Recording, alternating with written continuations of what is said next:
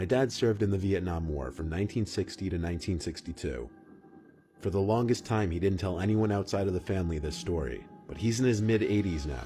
He doesn't care about me sharing it with anyone. Not that I intend to release any of our names. I've heard this story told by him 5 times now, and each time I learn about new details he hadn't mentioned the time before. He didn't like to tell this story for obvious reasons, I think.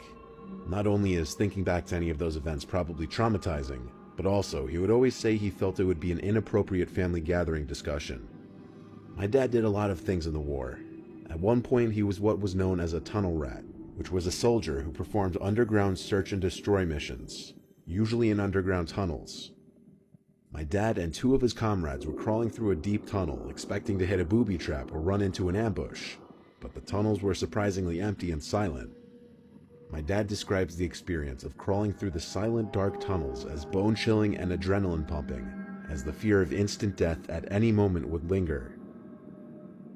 My dad and his comrades heard a faint yelling and crying sound further down the tunnels. It was of a woman. As they crawled deeper into the tunnels, the cries and screams became more clear. And it was obvious there was a woman screaming for help. The 3 picked up their pace, worried of a potential hostage or a prisoner situation. As they continued to crawl through the tunnels, the cries for help got a little louder and clearer. They arrived to a small room that they could slightly get off their knees in. The ceiling was just high enough to half stand, half crouch. There was a small table with a lantern on it that was still lit. There were also 2 broken chairs and a locked safe box with some metallic objects that would rustle around inside the box when shaken. Aside from that, this small room was empty. However, the tunnel continued past this room. So they continued deeper into the tunnel, but the screams for help had stopped at this point. My dad described this horrible, familiar stench of death that soon became overwhelming in the tunnels.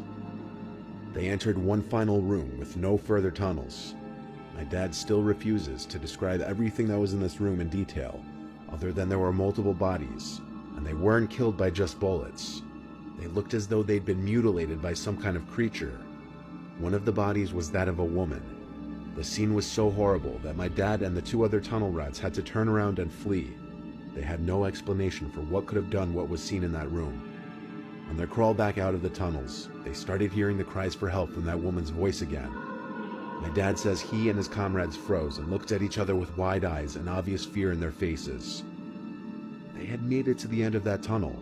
There were no living things from there to the end of it, yet those screams for help were coming from the direction that they just were. They picked up their pace even more. My dad was in the back of the group of 3, and he says he would look back every 10 seconds, thinking he was hearing sounds from behind him, fearing he would see someone or something approaching from the darkness. They made it back to the surface eventually, and marked the entrance with a flag that signified to his team that the tunnel had been searched and cleared. Most tunnels would be interconnecting as a means of underground transportation and cover, but my dad says this tunnel was unusual to abruptly end. He says it was easily the most gut-wrenching, horrific, nightmare-inducing thing he'd experienced in his entire 2 years in Vietnam.